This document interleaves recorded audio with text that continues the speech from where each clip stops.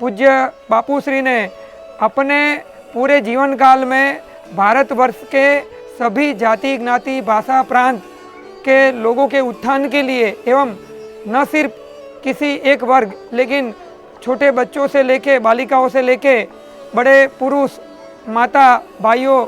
बहनों सभी के उत्थान के लिए अनेक प्रवृत्ति अनेक कार्य किए। लेकिन पूज्य बापू के विरुद्ध में जो षड्यंत्र हुए और वो षड्यंत्र के भागरूप बापू को जो आजीवन कारावास की सज़ा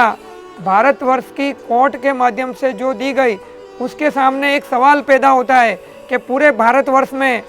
सत्ताधीशों के साथ साठगांठ से अनेक गुनाहित प्रवृत्ति करने वाले मूढ़ीवादी धनपति कुबेरपति रुपयों के बलबूते पर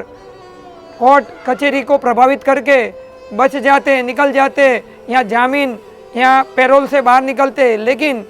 जिन्होंने पूरे भारतवर्ष को जगाने का सांस्कृतिक और सनातन धर्म के तौर पे जगाने का काम किया और देश के आज़ादी के बाद देश के लोगों को मानसिक गुलामी से दूर करने का जिन्होंने बड़ा भगीरथ कार्य किया, पूरे भारतवर्ष में अनेक सेवाकीय प्रवृत्तियों को जिनके माध्यम से चलाया जा रहा है, वो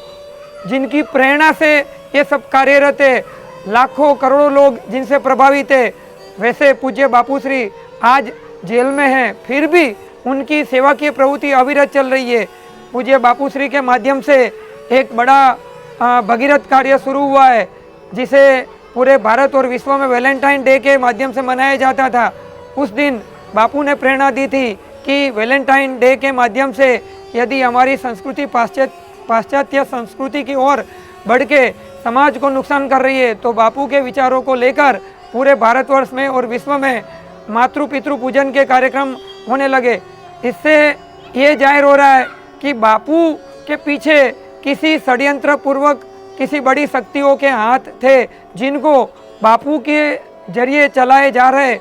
हजारों प्रवृत्ति, हजारों सेवाकीय अभियान, मिशन, सनातन धर्म की संस्कृति के उत्थान के कार्य वो उनके लिए बाधा रूप थे। और इसी के अंतर्गत बापू के विरुद्ध में किसी प्रकार के षड्यंत्र के भाग रूप जो कार्यवाही हुई है, तो मैं एक आम नागरिक के तौर पर और एक गौ रक्षक गौ भक्त के तौर पर मैं कहना चाहूँगा कि पूज्य बापू श्री की जो उम्र है वो उम्र के ध्यान में लेते हुए उनको अभी कुछ ही टाइम पहले हृदय रोग का हमला हुआ था, तो उसको ध्यान में लेते हुए भी उनको जामीन पैरोल मिलनी चाहिए। और ये मांग न सिर्फ मेरी लेकिन भारत के सभी सनातन धर्म के संत और